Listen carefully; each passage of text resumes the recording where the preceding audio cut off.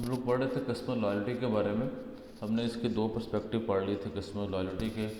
एक था इसका बिहेवियर बेस्ड पर्सपेक्टिव और दूसरा था इसका एटीट्यूड बेस्ड पर्सपेक्टिव। ये दो चीज़ें हमने पढ़ ली थी। आज जो हम अपना नेक्स्ट जो है वो लेक्चर कंटिन्यू करते हैं। ओके। इसमें कुछ टर्मिनोलॉजीज़ हैं, एक दो हमें उसका पता होना चाहिए। ट्रांजैक्शन आप लोगों ने पहले मल्टीपल टाइम सुना होगा। Transactions are discrete event that result in no feeling of relationship and no anticipation of future interactions. Transaction है कि मुझे एक ऐसा इवेंट है जो कि सेलर और बायर के दरमियान जो वो वकूफ़ पज़ीर होता है। अच्छा, इसमें सेल और परचेज़ की कोई एक्सचेंज होता है कोई ऐसा, ठीक है। अब ये वाला जो एक्सचेंज है, इस एक्सचेंज में जो दोनों पार्टीज़ हैं, एक जो बायर और दूसरा जो सेलर है, दोनों पार्टीज़ की मैक्सिमम कोशिश ये होती है कि हम लोग जो है अपना जो करंट जो एक्सचेंज है उसमें अपनी जो प्रॉफिट है, उसमें अपना जो फ़ायदा है, बेनिफिट है, उसको मैक्सिमम करें। सेलर कोशिश करता है कि मैं मैक्सिमम प्राइस चार्ज करूं कस्टमर से, अपना बेनिफिट मैक्सिमाइज़ करूं। और जो कस्टमर कोशिश करता है कि मैं मिनिमम अमाउंट पे मैक्सिमम क्वांटिटी ऑफ प्रोडक्ट जो है वो लेके जाऊं, मैं अपनी जो सेविंग है उसको मैक्सिमम करूं। ट्रांजैक्शन इस चीज़ को कहते हैं। वेल दोस्त who are committed to the relationship may be more willing. अच्छा, लेकिन और इसका नतीजा क्या होता है? इसका नतीजा ये होता है कि वो जो आपका मुस्तकबिल नहीं होता, मुस्तकबिल में आप रिलेशनशिप नहीं देखते बायर एंड सेलर का, बिकॉज उनका जो मेजर दोनों पार्टीज़ का जो मेजर फोकस होता है, उनका फोकस होता है ये जो करंट ट्रांजैक्शन के ऊपर होता है। ठीक है, ये रीज़न है जिसमें उनको मुस्तकबिल नज़र नहीं आता, जो मुस्तकबिल के लिए कोशिश ही नहीं कर रहे दोनों लोग। दूसरी जो अप्रोच है वो है रिलेशनलिज्म। ये सजेस्ट करता है कि जी आपकी जो भी एक्सचेंज होना है, exchange of value between buyer and seller, ठीक है, वो कोऑपरेटिव नेचर का होना चाहिए, इसमें कोऑपरेटिव एक्शंस होने चाहिए। हमारा जो फोकस है वो मुस्तकबिल पे होना चाहिए कि मुस्तकबिल में बायर और सेलर का आपस में स्ट्रॉन्ग कमिटमेंट, स्ट्रॉन्ग बॉन्ड्स उनके आपस में हों। ठीक है, ये बेसिकली जो है वो इसका वो थीम है ऐसे इसका। दोनों पार्टीज एक दूसरे के लिए एक दूसरे से कोऑपरेट करें, ना अपना बेनिफिट मैक्सिमम करने के चक्कर में ना पड़े, म्यूचुअली बेनिफिशियल रिलेशनशिप के लिए कोशिश करें। उसके लिए चाहे उनको कंप्रोमाइज़ करना पड़ता है, कंप्रोमाइज़ करें, एडजस्ट करें। Sharing of benefits and cost, ठीक है, बेनिफिट्स कुछ खुद रख लें, कुछ जो है ना बेनिफिट्स आप दूसरी पार्टी को यानी बायर सेलर को प्रोवाइड कर दे, सेलर बायर को प्रोवाइड कर दे, as well as the plan of future interactions. और जो बेसिक उनका बेसिक मोटो जो है इसके पीछे, इस अप्रोच के पीछे मोटो यही है कि उनका जो है वो जो मुस्तकबिल है, मुस्तकबिल उनका जो में जो उनकी इंट्रैक्शंस हैं वो ज़्यादा से ज़्यादा हो, आपस में रिलेशनशिप बिल्ड करें। इसका ऑब्जेक्टिव नीचे लिखा हो to build trust and loyalty, ताकि जो कस्टमर के जहन में अपने ब्रांड का ट्रस्ट बिल्ड किया जाए और ट्रस्ट बिल्ड करने के साथ साथ कस्टमर को लॉयल बनाया जाए अपने ब्रांड के साथ। रिलेशनलिज्म का ये थॉट है बेसिकली। अब ये जो इनका वो कंपैरिजन बताया हुआ गया हल्का सा। अब इसमें जो ट्रांजैक्शन बेस जो आपकी अप्रोच है उसमें आता कि ऑब्जेक्टिव के ऑब्जेक्टिव है मेक अ सेल, कि अभी की जो सेल है सिर्फ अब उस सेल को जो है ना वो उसे कैश करवाया जाए। लेकिन जो रिलेशनशिप्स का जो है ऑब्जेक्टिव है वो क्रिएट ए कस्टमर, कस्टमर को अक्वायर करना, कस्टमर को रिटेन करना, कस्टमर से लॉन्ग टर्म रिलेशनशिप बिल्ड करके रखना।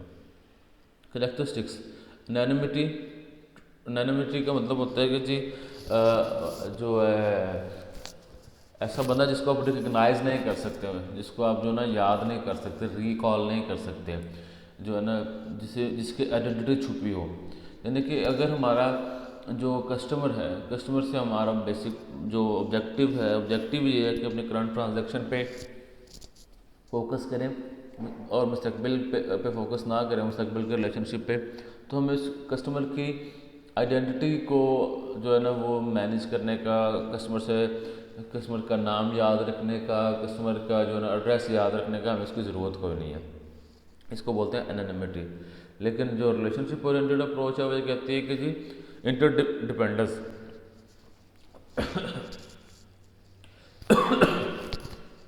ये कहते हैं कि जी buyer depends on seller and seller depends on buyer.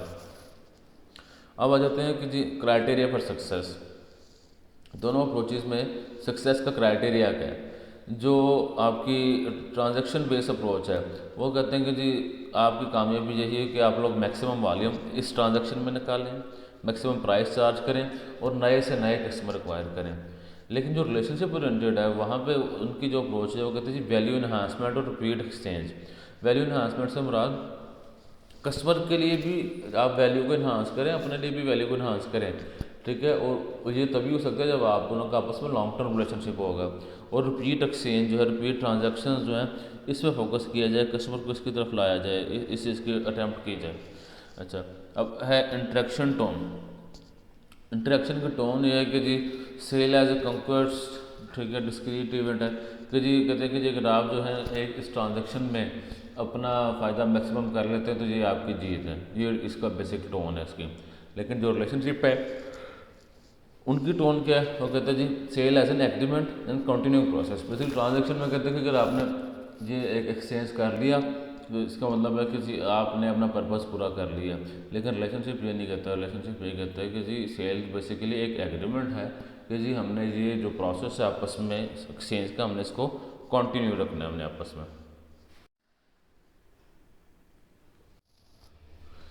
इसके बाद हमने पढ़ना है कि कुछ फैक्टर्स हैं जो कि कस्टमर लॉयल्टी को अफेक्ट करते हैं, इसको या तो ज़्यादा करते हैं या तो इसको कम करते हैं। इनको अच्छे तरीके से मैनेज किया हो तो कस्टमर लॉयल्टी को इन्हांस करेंगे, अच्छे तरीके से मैनेज ना किया हो तो कस्टमर लॉयल्टी को कम करेंगे। वो फैक्टर्स कौन कौन से हैं? वो फैक्टर हैं कस्टमर सेटिस्फेक्शन है, इमोशनल बॉन्डिंग है, ट्रस्ट है, चॉइस रिडक्शन एंड हैबिट है, और हिस्ट्री विद कंपनी है। उनको वन बाय वन हम लोग देखते हैं। पहले तो ये चार्ट है, चार्ट समझ लें कि आपका जो सेटिस्फेक्शन, इमोशनल बॉन्डिंग और ट्रस्ट या रिस्क रिडक्शन जो है, ये जो चीज़ें हैं बेसिकली ये आपकी लॉयल्टी का जो एटीट्यूडनल पार्ट है, एटीट्यूडनल पार्ट को इम्पैक्ट करते हैं। ऑन द अदर हैंड जो चॉइस रिडक्शन एंड हैबिट है और हिस्ट्री विद द कंपनी है, ये आपके बिहेवियरल पार्ट ऑफ लॉयल्टी को इम्पैक्ट करते हैं। और ये दोनों part ultimately degree of customer loyalty और कमिटमेंट को जो है ना वो मेजर करते हैं और डिपेक्ट करते हैं, ठीक है। पहले जी customer satisfaction influenced not only by the overall performance of the brand, company or experience, but also by how well actual performance meet or exceed expectation। Customer satisfaction से मुराद ये नहीं है कि जी मेरे ब्रांड की ओवरऑल परफॉर्मेंस कैसी है। Customer satisfaction से मुराद ये है कि जी मैं कस्टमर की एक्सपेक्टेशन पे कितना पूरा उतरा हूँ। क्योंकि मेरा ब्रांड जितना भी अच्छा परफॉर्म कर रहा है, अगर कस्टमर की एक्सपेक्टेशन मीट नहीं कर रहा तो कस्टमर जो है कभी भी सेटिस्फाइड नहीं होगा। अगर हम दूसरी तरफ देखें कि मेरा ब्रांड मेरे हिसाब से अगर अच्छा परफॉर्म नहीं कर रहा लेकिन कस्टमर की सेटिस्फेक्शन, कस्टमर की परफॉर्मेंस को, एक्सपेक्टेशन को मीट कर रहा है, तो इसका मतलब है कस्टमर मेरा जो है ना सेटिस्फाइड होगा। आपने सिर्फ ये नहीं देखना कि आपके ख्याल से आपका ब्रांड कैसा परफॉर्म कर रहा है, आपने ये देखना है कि जी आपके कस्टमर के ख्याल से आपका ब्रांड कैसा परफॉर्म कर रहा है। क्योंकि जो कस्टमर सेटिस्फेक्शन है, कस्टमर सेटिस्फाइड नहीं होगा तो आपके साथ लॉयल नहीं होगा वो। तो to get a loyal customer, your customer must be satisfied with the product you are offering to him. ये आगे एक वो एग्जाम्पल जो है वो कंटिन्यू है ज़ीरॉक्स की, ठीक है। उन्होंने एक सर्वे किया था, सर्वे के हवाले से उन्होंने कुछ चीज़ें उन्होंने बताई हैं। Why do satisfied customer often switch brand और बाय फ्रॉम अदर कंपनीज। अच्छा जी, ये एक अच्छा सवाल है क्योंकि समटाइम होता है कि कस्टमर सेटिस्फाइड होने के बावजूद आपके ब्रांड को छोड़ देता है। उसकी क्या रीज़न है? A company satisfied customer might also have had a positive experience with and B equally satisfied with the competitors offering. कह रहे हैं कि जी कस्टमर आपसे सेटिस्फाइड है लेकिन ये पॉसिबल है कि वो सेम टाइम किसी और ब्रांड से भी सेटिस्फाइड हो। जिस तरह हमने वो लॉयल्टी के जब टाइप्स पढ़े थे, बिहेवियर बेस्ड लॉयल्टी, हमने उसमें एक लॉयल्टी की एक टाइप्स पढ़ी थी डिवाइडेड लॉयल्टी। डिवाइडेड लॉयल्टी में ये था कि कस्टमर जो है एक टाइम में 2-3 या मल्टीपल ब्रांड के साथ लॉयल होता है। अगर वो ब्रांड ए को परचेज़ कर रहा है, साथ साथ ब्रांड बी को भी परचेज़ कर रहा है, साथ ब्रांड सी को भी परचेज़ कर रहा है साइमल्टेनियसली। अब उसमें ये है कि अगर ब्रांड ए की परफॉर्मेंस से कस्टमर सेटिस्फाइड है, तो ये भी पॉसिबल है कि ब्रांड बी से भी सेटिस्फाइड हो, ये भी पॉसिबल है ब्रांड सी से भी सेटिस्फाइड हो। अगर डिवाइडेड लॉयल्टी वाली जो है वो कैटेगरी में फॉल कर रहा है कस्टमर, तो वो एक से ज़्यादा ब्रांड से सेटिस्फाइड होने का जो है चांसेस वो जो है वो बढ़ सकता है। एक ये रीज़न भी है, कस्टमर हो सकता है आपको ब्रांड को सेटिस्फाइड होने के बावजूद आपको ब्रांड को छोड़ के चला जाए। दूसरा है कि पीपल में simply opt for a new experience. एक ये है कि लोग जो है, या इंसानी नेचर है कि इंसान जो है नई नई चीज़ें एक्सपीरियंस करना पसंद करता है, नई चीज़ों की तरफ जाना पसंद करता है, एक ही रूटीन की चीज़ों से बोर हो जाता है। ये हो सकता है कि आपकी प्रोडक्ट की परफॉर्मेंस से है तो सेटिस्फाइड है, लेकिन he is getting bore and he want to try something new. वो सिर्फ इस वजह से आपके ब्रांड को छोड़ के चला गया। उसमें आपकी ब्रांड की परफॉर्मेंस का मसला नहीं था, जैसी परफॉर्मेंस वो एक्सपेक्ट कर रहा था वैसे ही परफॉर्मेंस जो है ना उसको वो मिल रही है, लेकिन इसके बावजूद आपके ब्रांड को छोड़ के किसी और ब्रांड की तरफ चला गया। अच्छा, दूसरा जो इफेक्ट है वो है emotional bonding. Emotional bonding, customer आपके ब्रांड के साथ इमोशनली किस हद तक अटैच्ड है, ये चीज़ एक बहुत बड़ा पैरामीटर है आपके कस्टमर की लॉयल्टी को मेजर करने का। अब इसमें पहली चीज़ है brand effect. It is an affinity with the brand और एन अटैचमेंट टू ऑर्गेनाइजेशन। यानी कि मैं कितना अफिलिएटेड हूँ, यानी एज ए कस्टमर मैं किसी ब्रांड के साथ कितना अफिलिएटेड हूँ, उसको ब्रांड इफेक्ट बोलते हैं। विच मीन्स कस्टमर, यानी इसका मतलब है कि मैं किस हद तक कंपनी को लाइक करता हूँ और मैं कितना प्रॉम्प्टली, कितना इंस्टेंटली कस्टमर जो कंपनी की जो ऑफरिंग है, कंपनी की जो प्रमोशंस हैं, उनको मैं जो रिस्पॉन्ड करता हूँ। जितना ज़्यादा कस्टमर आपके ब्रांड के साथ इमोशनली अटैच होगा, उतना ज़्यादा जो है कस्टमर की जो लॉयल्टी के या कस्टमर की जो रिटेंशन के चांसेस हैं वो इंक्रीज़ होंगे। आप ये देखते हैं डिफरेंट कंपनीज़ के जो एड्स आप लोग देखते हैं जिसमें वो इमोशनल अपील यूज़ करते हैं, जिसमें मास्टर बॉल्टी फार्म का ऐड है, इसमें वो दादा और पोती का जो ना आपस में प्यार दिखाया जाता है, वो डाल्टा का ऐड है जहाँ डाल्टा वहाँ ममता का इमोशंस ट्रिगर करने की कोशिश की जाती है। इस तरह इंश्योरेंस कंपनीज के ऐड है, इंश्योरेंस कंपनीज के ऐड में लाइफ इंश्योरेंस में दिखाया जाता है कि जी पेरेंट्स जो हैं वो बच्चों की तरफ देख के फिक्रमंद हो जाते हैं कि अगर आज हमें कुछ हो गया तो कल को हमारे बच्चों का क्या होगा। ये यहाँ पे भी पेरेंट्स और बच्चों का आपस में इमोशनल बॉन्ड्स वाली जो फीलिंग है उनको ट्रिगर किया जाता है। ये कंपनीज जो हैं अपने कस्टमर्स के साथ इमोशनल बॉन्ड्स अटैच करने की कोशिश करते हैं। उसकी रीज़न ये है कि जो इमोशनल जो बॉन्ड्स हैं that are way more stronger than the rational brand. यानी कि लोगों को लॉजिक्स से ज़्यादा अगर आप इमोशंस पे उनको जो है ना वो डील करवाओ, इमोशन की बेस पे उनको अट्रैक्ट करो, तो कस्टमर जो है वो ज़्यादा अटैच्ड रहेंगे आपके ब्रांड के साथ।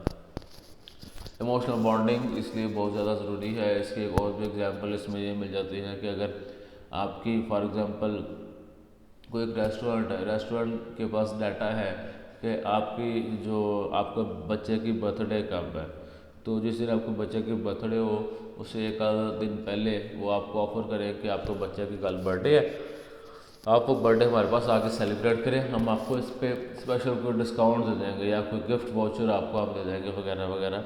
ये कुछ ऐसे जो है उनके पास वो गिग्स हैं जिसके बेस पे वो आपको अपनी जो तरफ अट्रैक्ट कर सकते हैं। अब एज ए पेरेंट आप ये देखेंगे कि यार इन्होंने मेरे बच्चे की बर्थडे याद रखी हुई है और मेरे बच्चे की बर्थडे को सेलिब्रेट करने में मेरी हेल्प कर रहे हैं या मुझे डिस्काउंट्स ऑफर कर रहे हैं, तो आपके इमोशनल बॉन्ड के साथ आप इमोशनली उस पर्टिकुलर ब्रांड के साथ अटैच हो जाएंगे या होने की कोशिश करेंगे। उनका प्राइस कैसा है, प्राइस कम है या ज़्यादा है, उनकी जो है ना वो क्वालिटी अच्छी है या बुरी है, उनके जो है ना वो इन्वायरमेंट अच्छा है या बुरा है, आप फिर उस तरफ कम जाते हैं। आपके जो इमोशंस हैं कि इन्होंने मेरे बच्चे की बर्थडे याद रखी हुई है और साथ साथ मुझे उसमें बच्चे की बर्थडे सेलिब्रेट करने के हवाले से मुझे जो है ना ये साथ अपनी तरफ अट्रैक्ट कर रहे हैं, तो वो जो फीलिंग है, वो वाला जो मामला है आपको ज़्यादा अट्रैक्ट करेगा as compare to other features of that particular restaurant. इसलिए जितनी ज़्यादा इमोशनल बॉन्डिंग होगी उतनी कस्टमर लॉयल्टी ज़्यादा होगी, जितनी कम इमोशनल बॉन्डिंग होगी उतनी जो है कस्टमर लॉयल्टी जो है वो आपकी कम होगी।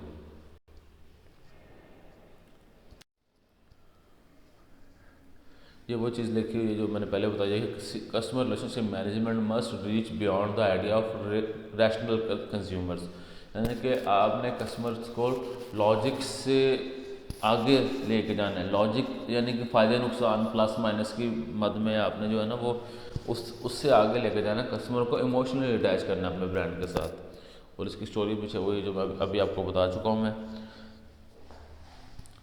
As true emotional bonding is often based on trust and respect. और इमोशनल बॉन्डिंग जो है ये बेस करती है ट्रस्ट और रिस्पेक्ट के जो है ना वो मामले में। जितना आप चाहते हैं कि इमोशनली कस्टमर अटैच हो आपके साथ, then the element of giving and taking respect must be there, ठीक है, and the element of trust must be there. फिर ही आपकी जाके इमोशनल बॉन्डिंग जो है वो बिल्ड होगी। अदरवाइज़ आपकी इमोशनल बॉन्डिंग नहीं होगी अगर ट्रस्ट और जो है वो नहीं है, रिस्पेक्ट का एलिमेंट नहीं है। Trust, one party has a confidence that he or she can rely on the other exchange or partner. Trust basically क्या है कि जी मेरा एक कॉन्फिडेंस है कि मेरा जो सप्लायर है वो जो चीज़ मेरे से क्लेम कर रहा है, जो चीज़ मेरे से वादा कर रहा है वो चीज़ वो मुझे प्रोवाइड कर देगा। जितना ये कॉन्फिडेंस ज़्यादा होगा उतना मुझे उस ब्रांड के ऊपर ट्रस्ट ज़्यादा है। जितना ये कॉन्फिडेंस कम होगा उतना मुझे उस पर्टिकुलर ब्रांड के ऊपर ट्रस्ट कम होगा। ये ट्रस्ट भी आपके कस्टमर लॉयल्टी को या आपकी जो है ये जैसा कस्टमर लॉयल्टी को कम या ज़्यादा करता है। ये बहुत इंपॉर्टेंट फैक्टर है। इसलिए एज ए मार्केटर आपने इस चीज़ की कोशिश करनी है कि your customer must trust you. आपका कस्टमर जो है वो लाजमी आपको ट्रस्ट, आप पे ट्रस्ट करे। अगर कस्टमर आप पे ट्रस्ट नहीं करता इसका मतलब है वो आप पे कॉन्फिडेंट नहीं है। अगर वो आप पे कॉन्फिडेंट नहीं है तो वो जो है आपके साथ लॉन्ग टर्म रिलेशनशिप बनाने के बारे में नहीं सोचेगा, ठीक है। The willingness of customer to rely on organisation or brand to perform its stated function. अच्छा, अब इसका फ़ायदा क्या होता है ट्रस्ट, अगर जितना ट्रस्ट का फैक्टर ज़्यादा होगा फ़ायदा ये है कि जो अनसर्टनिटी और रिस्क जो है कस्टमर के माइंड में, वो रिस्क वाला फैक्टर कम हो जाता है। जैसे फॉर एग्जांपल मैं कहता हूँ कि मैंने फ़लाँ ब्रांड से, अभी हम बर्थडे की बात कर रहे थे कि मैंने फ़लाँ ब्रांड से एक केक बनाना है, कस्टमाइज़ केक बनवाना है मैंने अपने बच्चे की बर्थडे के हिसाब से, लेकिन मुझे ट्रस्ट नहीं है तो पता नहीं उनसे सही बनेगा भी कि नहीं, या अगर सही बनेगा तो पता नहीं टाइम पे बनाएंगे कि नहीं, पता नहीं इसका जायका कैसा होगा। अगर तो ये रिस्क है मेरे माइंड में तो फिर जो है ना मैं उसकी लॉयल्टी कम होगी। लेकिन अगर मुझे कॉन्फिडेंस है उस पर्टिकुलर ब्रांड पे कि they will perform better, they will meet my expectation, तो वहाँ पे आपका जो ट्रस्ट का जो लेवल है वहाँ पे ज़्यादा होगा। ट्रस्ट का लेवल ज़्यादा होने से बड़ा तो वहाँ पे कस्टमर लॉयल्टी ज़्यादा होगी। It is used as a carefully thought out process. और ट्रस्ट बिल्डिंग जो है ये अचानक नहीं बन जाता। ट्रस्ट बिल्ड करने के लिए ये एक थॉट आउट प्रोसेस है। आपको जो है ना उसके लिए अपनी जो बिज़नेस के प्रोसेस हैं उनके ऊपर काम करना पड़ता है। आपको अपने सेल्समैन जो हैं, सेल्समैन को ट्रेन करना पड़ता है, अपने मार्केटिंग मिक्स को अकॉर्डिंगली डिज़ाइन करना पड़ता है, जो कि अल्टीमेटली जाके हेल्प आउट करते हैं आपका जो ट्रस्ट है, ट्रस्ट को बिल्ड करने में। Trust of customer on the brand. In many personal selling situations, trust means that a customer has a confidence that the sales representative is honest, fair, and responsible, and that his or her own words can be relied on. Basically आपकी जो personal selling के जो situations हैं उसमें trust से मुराद ये है कि जो सेल्स रिप्रेजेंटेटिव जो है, जो बंदा हमसे डील कर रहा है, हमें जो चीज़ें प्रोवाइड कर रहा है, हमें जो चीज़ें सेल करेगा, वो हमारे साथ दयानतदारी से काम कर रहा है। वो जो है ना प्राइस ओवर चार्ज नहीं कर रहा है, चीज़ हमें जो बता रहा है वो एक चीज़ की क्वालिटी हमें दे रहा है, और हम इसकी बातों पे, इसके वर्ड्स पे हम लोग रिलाई कर सकते हैं। जैसे फॉर एग्जांपल जो है वो कहते हैं कि जी आप फ़लाँ फ़ोन परचेज़ कर लें, फ़लाँ फ़ोन अगर परचेज़ कर लें तो इसकी बैटरी टाइम इतने है, इसका जो ना फ़लाँ चीज़ इतनी है, फ़लाँ चीज़। अगर सेल रिप्रेजेंटेटिव आपको सारे के सारे क्लेम ये चीज़ें कर रहा है आपसे, और आपको कॉन्फिडेंस है कि जो ये जो भी बातें बता रहा है ऐसा ही होगा, तो आपकी जो कस्टमर लॉयल्टी के इंक्रीज़ होने के चांसेस ज़्यादा होंगे। और ये जो लॉयल्टी और जो ट्रस्ट का जो फैक्टर है ये बनाने में टाइम लगता है, ये ओवरनाइट नहीं बनता। It take years and years to build trust on your customer. If if a delivery date is given the buyer has confidence that the product will ship on time. ये वही चीज़ है जो मैं पहले की कि चीज़ इतनी देर में पहुंच जाएगी कस्टमर के पास, और चीज़ अगर उतनी देर में पहुंच जाती है कस्टमर के पास तो जो है आपका जो ट्रस्ट का फैक्टर आपका ज़्यादा होगा। Marketers establish trust bye maintaining open and honest communication, yes, and by keeping the promise they make. यानी कि जो वादा करो पूरा करो, और जो भी मसला है अगर आपके प्रोडक्ट में कल को मसला भी है ना, अपन को बता दो कि भाई मेरे प्रोडक्ट में ये मसला है, तो जो है ना वो मैं आपको जो है ना इसका ये आप परचेज़ करना चाहो तो ठीक, नहीं भी परचेज़ करना चाहो तो मसला कोई नहीं है। इसमें आप लोग अक्सर देखते हैं जैसे शॉप में जाए तो वहाँ पे आपने फॉर एग्जाम्पल कोई स्वेटर को जर्सी परचेज़ करनी है, तो आप उसको बता दो कि भाई ये स्वेटर है, इसकी ये देखो यहाँ पे ये छोटी सी सिलाई है, इसका मसला है, इसकी वजह से मैं ये सस्ता जो है ना ये स्वेटर मैं आपको ऑफ़र कर रहा हूँ। तो अगर मैं आपको ऑफ़र ना भी बताता कि सिलाई में यहाँ पे मसला है तो आप परचेज़ करके ले जाते हैं, लेकिन मैं आपको खुद बता रहा हूँ कि इसके अंदर मसला है, ठीक है, ताकि कल को आप मेरे से नाराज़ ना हो। तो ये वाला जो आपकी अप्रोच है शॉपकीपर की, ये ट्रस्ट बिल्ड करेगी, कस्टमर का जो ट्रस्ट बिल्ड करेगी ब्रांड के ऊपर। Choice reduction and habit. Choice reduction से मुराद a natural tendency to reduce choice to manageable set that may be 3 or fewer options of many people. अच्छा, अब इसमें यह है कि आप लोगों ने जब कंज्यूमर बाइंग बिहेवियर पढ़ा था उसमें या वो दूसरे बाकी मार्केटिंग के सब्जेक्ट में, उसने अपने जब कंज्यूमर बाइंग प्रोसेस के अंदर एक तो वैल्यूएशन ऑफ ऑल्टरनेटिव्स एक स्टेज आती है। ऑल्टरनेटिव्स को वैल्यूएट करने में एक मेथड है, उसको हम लोग बोलते हैं evoked set method. Evoked set method जो मेरे ख्याल से पिछली भी किसी क्लास में मैंने आपको बताया था। इवोक्ड सेट मेथड जो है वो बेसिकली ये कहते हैं कि जी आप जो है जब 3 तरह की कैटेगरीज में अपने अल्टरनेटिव्स को डिवाइड करते हैं। एक है इनएप्ट सेट, इनर्ट सेट और इवोक सेट। इनर्ट सेट वो वाला होता है कि जिसके बारे में ना आपकी कोई पॉजिटिव फीलिंग होती है, जिन ब्रांड्स के बारे में जिनके बारे में ना आपकी कोई नेगेटिव फीलिंग होती है वो इनर्ट सेट में आ जाते हैं।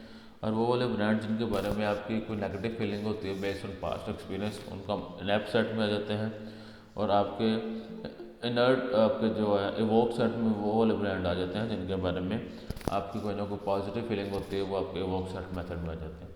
अब आप जो है अपने उस पर्टिकुलर आप जो कस्टमर है उसने अगर अपने आप को बाउंड करके रखा हुआ है कि जी मैंने जब भी परचेज़ करना है ये 2-3 ब्रांड ही परचेज़ करना है, मैंने इसके अलावा कोई पर्टिकुलर ब्रांड परचेज़ नहीं करना है, यानी उसने अपने ऑप्शंस जो हैं इवोक्ड सेट की बेस पे खुद ही कम रखे हुए हैं। जितने वो ऑप्शन कम रखेगा और आप उस ऑप्शन में से एक ऑप्शन है आपका ब्रांड, तो आपके ब्रांड के चूज़ किए जाने के चांसेस ज़्यादा हैं, ठीक है। जितने वो ऑप्शन ज़्यादा होंगे यानी उसने अपनी चॉइस को रिड्यूस नहीं किया होगा उतनी जो है वो आपकी ब्रांड को चूज़ करने किए जाने का चांसेस कम होंगे, आपके साथ लॉयल्टी आपके कस्टमर की कम होगी, ठीक है। और हैबिचुअल चॉइसेस से मुराद based on the accumulation of experience over time that result in positive or rewarding outcome. इससे मुराद भी है कि एक कस्टमर अगर हैबिचुअली भी आपके प्रोडक्ट को परचेज़ कर रहा था, हैबिचुअली परचेज़ कर रहा है और काफ़ी अर्से से परचेज़ कर रहा है और उसका आपके साथ पॉजिटिव एक्सपीरियंस जमा हो रहा है या नेगेटिव एक्सपीरियंस जमा हो रहा है या न्यूट्रल सी फीलिंग जो है ना है आपके कस्टमर की आपके ब्रांड के बारे में, ये जो 2 फैक्टर्स हैं चॉइस रिडक्शन और हैबिचुअल चॉइस की जो आउटकम है वो भी आपके कस्टमर की लॉयल्टी को इम्पैक्ट करती है, वो भी आप इस चीज़ को इम्पैक्ट करती है कि कस्टमर आपके साथ कितनी देर बना रहेगा, कितनी देर आपके साथ अटैच रहेगा। अब इसमें जो है कि कस्टमर जो है वो आपके ब्रांड को छोड़ के क्यों नहीं जाता, या इसमें वो आप उसने अपने सेट को फ्यूअर सेट्स के बेस पे ही क्यों रखा है, यानी पिछले जो 2 फैक्टर अभी हमने पढ़े हैं हैबिचुअल चॉइस और दूसरा है चॉइस रिडक्शन हैबिट, उसमें 2 चीज़ें हैं उनकी बैक एंड पे कार फरमा। एक तो स्विचिंग कॉस्ट है, the cost associated with the change of the unfamiliar the untried और द न्यू, यानी कि कस्टमर आपके ब्रांड को छोड़ के किसी और की तरफ जाएगा तो उसको स्विच करने पे भी कोई ना कोई कॉस्ट बेयर करनी पड़ेगी। इसमें टाइम हो सकता है उसको ढूंढने में, अगला बंदा सेलर ढूंढने में ज़्यादा लगती है, हो सकता है अगले बंदे को प्राइस ज़्यादा चार्ज कर रहा हूँ, पैसा कितना उस पर लगाता है। और पर्सनल रिस्क में चीज़ें आ जाती हैं कि आपका जो पर्सनल सेटिस्फेक्शन है, जो रिस्क का जो फैक्टर है या वो एक्सपेक्टेशन कैसी है, ये जो सारी अदर फैक्टर्स हैं ये आपकी स्विचिंग कॉस्ट में कार फरमा है। दूसरा जो फैक्टर जो कि इस चीज़ पे असरअंदाज होता है कि जी कस्टमर ने अपनी चॉइस को किस हद तक लिमिटाइज किया हुआ है या कितना हैबिचुअली आपको परचेज़ कर रहा है, परसीव्ड रिस्क कि अगर वो आपके ब्रांड को छोड़ कर किसी और ब्रांड की तरफ जाना चाहता है या उसके अंदर रिस्क कितना इन्वॉल्व है। Customers uncertainty about the consequences of making a purchase which may include performance और सोशल रिस्क कि कस्टमर आपके ब्रांड के साथ कितना अटैच है, उस आपके ब्रांड के साथ अटैच रहने में जितना रिस्क कम होगा, चाहे वो फंक्शनल रिस्क है चाहे वो सोशल रिस्क है, जितना रिस्क कम होगा उतना वो आपके ब्रांड के साथ ज़्यादा अटैच रहेगा। जितना आपका फंक्शनल या सोशल या पर्सनल रिस्क ज़्यादा होगा उतना जो है कस्टमर की लॉयल्टी आपके ब्रांड के साथ कम होगी। The customer may think the new brand will not perform as well as the current brand, यानी ये चीज़ है ना कि आपके ब्रांड के साथ अटैच रहने में कितना रिस्क है और नए ब्रांड की तरफ जाने में कितना रिस्क है। अगर तो आपके ब्रांड के साथ अटैच रहने में रिस्क ज़्यादा होगा तो आपके साथ लॉयल्टी कम होगी, लेकिन अगर आपके ब्रांड के साथ अटैच रहने में उसका रिस्क कम है और नए ब्रांड की तरफ जाने में रिस्क ज़्यादा है तो वो फिर नए ब्रांड की तरफ नहीं जाएगा, वो आपके साथ ही अटैच रहेगा। जो लास्ट जो हमारा जो फैक्टर है आई गेस जो कि इम्पेक्ट करता है कस्टमर लॉयल्टी को, वो है हिस्ट्री विद द कंपनी। जब से वो आपके ब्रांड को यूज़ कर रहा है तो या ओवरऑल जो है आपकी जो कंपनी की जो हिस्ट्री है उसका कोई पॉजिटिव इमेज है उसके माइंड में या कस्टमर पोर्टफोलियो में, ठीक है। वो जो हिस्ट्री है वो हिस्ट्री भी इम्पेक्ट करती है कि how much he or she is loyal with you. A positive corporate image, the perception of an organization as a whole, can have a favorable impact on customer loyalty and creating a habitual response to a company name itself। यानी कि अगर company का overall जो image है, company का overall image अच्छा है तो वो एक पॉजिटिव कॉर्पोरेट इमेज बिल्ड करेगा जो कि कस्टमर लॉयल्टी को इंक्रीज करने में जो है रोल प्ले करेगा। एंड यही सिचुएशन अगर रिवर्स हो कि कंपनी की ओवरऑल हिस्ट्री अच्छी नहीं है, कंपनी का ओवरऑल कॉर्पोरेट इमेज अच्छा नहीं है, तो कस्टमर जो है उसके साथ आपकी लॉयल्टी के चांसेस जो है वो कंपैरेटिवली कम होते हैं। For example Walmart is known as everyday low pricing, EDLP एक प्राइसिंग स्ट्रेटजी है, ठीक है। while another department store may be known as for excellent customer service, such perception of the company's historical image can impact customer intention, loyalty and likelihood। ये basically बताया कि जो एक Walmart है जो EDLP प्राइसिंग स्ट्रेटजी यूज़ करता है, दूसरा जो है वो अपनी एक्सेलेंट सर्विस की बेस पे जाना जाता है। बेसिकली ये बताना चाह रहे हैं कि दो डिपार्टमेंटल स्टोर हैं या दो कैश एंड कैरी हैं, उनमें से एक की जो ओवरऑल कॉर्पोरेट इमेज है कि वो उनकी प्राइस बाकी लोगों से कम है और दूसरे की ओवरऑल इमेज ये है कि उनकी जो कस्टमर सर्विस है, कस्टमर सर्विस उनकी एक्सीलेंट है। अब जो उनकी हिस्ट्री की बेस पे through out the time over the time जो उनका ये इमेज बिल्ड हुआ है, अभी जो ये वाला जो इमेज बिल्ड हुआ है उसके अकॉर्डिंगली कस्टमर जो है अपनी नीड को, कस्टमर जो है अपनी वो उसको सेटिस्फाई करेगा अपनी ज़रूरत को देख के कि अगर तो कोई एक्सेलेंट सर्विस चाहता है तो दूसरे ब्रांड की तरफ जाएगा, अगर जो है वो ये चाहता है कि जी उसको प्राइस बेस्ड वैल्यूड प्राइस आपको जो है ना वो प्रोडक्ट मिले तो वो फिर वालमार्ट की तरफ जाएगा। ये एग्जांपल उसके यहाँ पे कोट की हुई थी।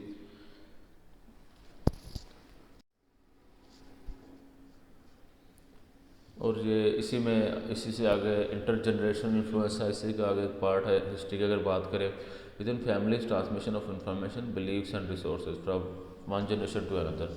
अब एक फैमिलीज के अंदर भी मल्टीपल जनरेशन आते हैं, इसमें आपके पेरेंट्स हैं, ठीक है, बच्चे हैं या ग्रैंड पेरेंट्स हैं।